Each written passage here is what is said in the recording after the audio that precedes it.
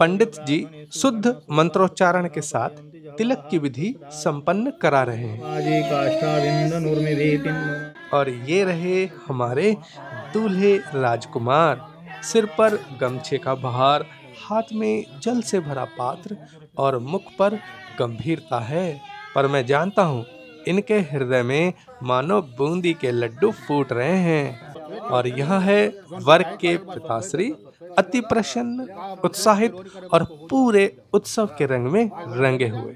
और उधर है वधू के पिताश्री, शांत, सरल और गंभीर। उनके मुख पर एक साथ दो भाव स्पष्ट दिखाई दे रहे हैं, पुत्री के विवाह की प्रसन्नता और पुत्री से बिछड़ने की हल्की सी बेदना। गांव के सम्मानित जन एक ओर बैठकर परामर्श कर रहे हैं और इधर देखिए, यह लहलाते हुए गेहूं के खेत मानो इस शुभ अवसर के साक्षी बनकर मुस्कुरा रहे हैं। The ultimate Uttar Pradesh road trip भाग 3 में आपका स्वागत है। मैं हूं श्रीधर शंकर और इस समय मैं स्वयं को इस अद्भुत ग्रामीण विवाह का एक हिस्सा महसूस कर रहा हूं। तिलक के उपरांत पंडित जी विधि पूर्वक सभी देवी देवताओं का आह्वान कर पूजन कर रहे हैं। वर के माता पिता श्रद्धा, भक्ति और आस्था के साथ इस अनुष्ठान में सहभागी हो रहे हैं। इस पावन अवसर पर मैं स्वयं सहित अनेक दर्शक उपस्थित हैं। पूजन के पश्चात दोपहर में अखंड हरिनाम कीर्तन आरंभ हो रहा है। और ये देखिए, दूल्हे के चाचा जी पूर्ण भाव से कीर्तन में लीन हैं और यह प्रज्वलित है अखंड ज्योति जो निरंतर वातावरण को पवित्र कर रही है। रात्रि बीत रही है और अब अगली भोर हो रही है। गांव के खेतों के बीच से सूर्यदेव उदित हो रहे हैं। कीर्तन की मधुर ध्वनि, मिट्टी की सौंधी खुशबू और सूर्य की कोमल किरणें, सच कहूं तो यह दृश्य किसी स्वर्ग से कम नहीं लग रहा है। प्रातः पुनः पूजन आरंभ हो रहा है। इस बार श्रद्धालुओं की संख्या और भी अधिक। सिद्ध्यर्थे श्री मन्नारायण प्रीति द्वारा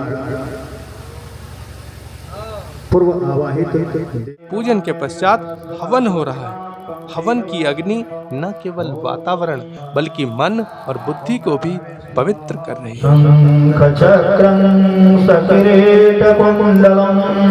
अब सभी एक एक कर आरती कर रहे हैं। दूल्हे के भाई, बहन, चाचा, चाची और सभी स्नेहीजन, मानो देवताओं की कृपा इस पूरे समारोह पर बरस रही है। इसके बाद आरंभ हो रहा है एक और छोटा सा चित्र सत्र। पहले कुछ चेहरे, फिर कुछ और लोग, और देखते ही देखते पूरा फ्रेम भर रहा है। और अब उत्सव एक नए रंग में ढल। नृत्य, संगीत और हर्षोल्लास का अद्भुत संगम। दूल्हा नाच रहा है, पिता नाच रहे हैं, माता नाच रही है, बहन, जीजा सभी झूम रहे हैं। आओ रे, नाचो रे, गाओ रे।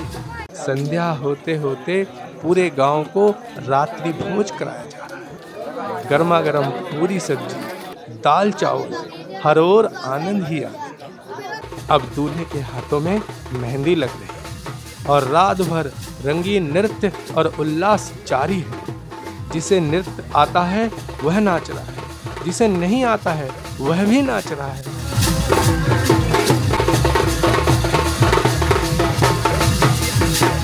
और अंत में मेहंदी लगे हाथों से दूल्हा भी झूम रहा है। अगले दिन पुनः विधिवत अनुष्ठान हो रहे हैं। बाजा गाजा गूंज रहा है।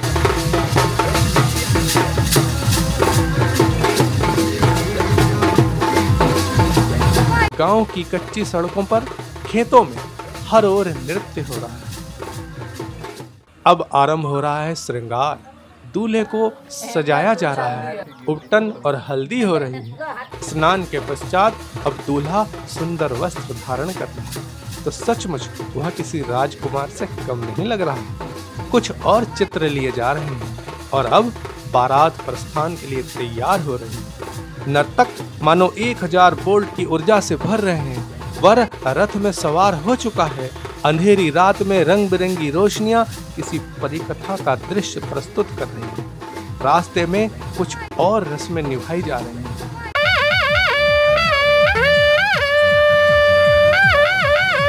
और रणभेड़ी बजते ही वर अपने लाव लश्कर के साथ आगे बढ़ते हैं। खेतों के बीच से गुजरती जगमगाती रोशनी और बीच बीच में आतिश, पूरा दृश्य अलौकिक प्रतीत हो रहा है। अंततः हम पहुंच रहे हैं वधू के घर, जहां हमारा स्वागत रसगुल्लों से किया जा रहा है। पंडित जी मंत्रोच्चारण के साथ आगे की विधियां संपन्न करा रहे हैं।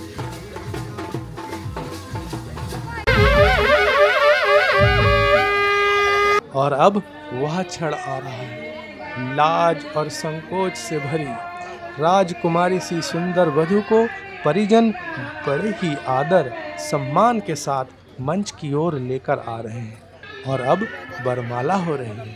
वर और वधू का पावन मिलन हो रहा है, विवाह संपन्न हो रहा है। वरमाला के पश्चात मौका मिलते ही हम भी भोजन कर लेते हैं। सच कहूँ तो अब तक अच्छी खासी भूख लग चुकी है। अगली सुबह उठकर हम अपनी गाड़ी स्टार्ट करते हैं और गोरखपुर की ओर प्रस्थान कर जाते हैं। इस सुंदर ग्रामीण विवाह का संपूर्ण वीडियो हमारे चैनल पर उपलब्ध है, आप अवश्य देखिए। क्या पता आपकी बारी भी शीघ्र आ रही हो। जो ये हमारा गोरखपुर है, जिस शहर का नाम गुरु गोरखनाथ के ऊपर ही पड़ा है, वहाँ पहुँचकर हम गुरु गोरखनाथ जी का आशीर्वाद प्राप्त करेंगे और जो पूरे विश्व में फैले हैं हमारे सनातन धर्म के बंधु, उन सभी तक गुरु गोरखनाथ जी का आशीर्वाद पहुंचाने की चेष्टा करेंगे। गोरखपुर स्थित भारत सेवाश्रम जाने के लिए जब हम मेन रोड से आते हैं ना, यह देखिए ये मेन रोड है जिस पे से हम आते हैं और यहाँ पर लिखा है, देखिए ये ग्रीन कलर का बोर्ड है, यहाँ पे लिखा है कैंट थाना।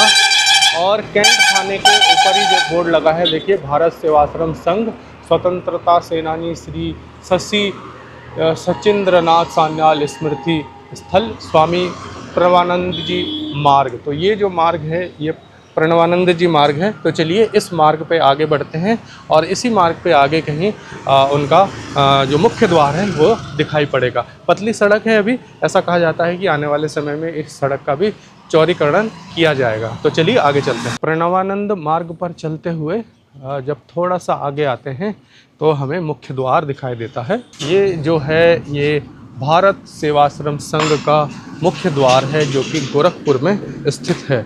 मैंने जैसे पीछे से आपको दिखाया है, कैंट थाना के पीछे यह आश्रम उपस्थित है।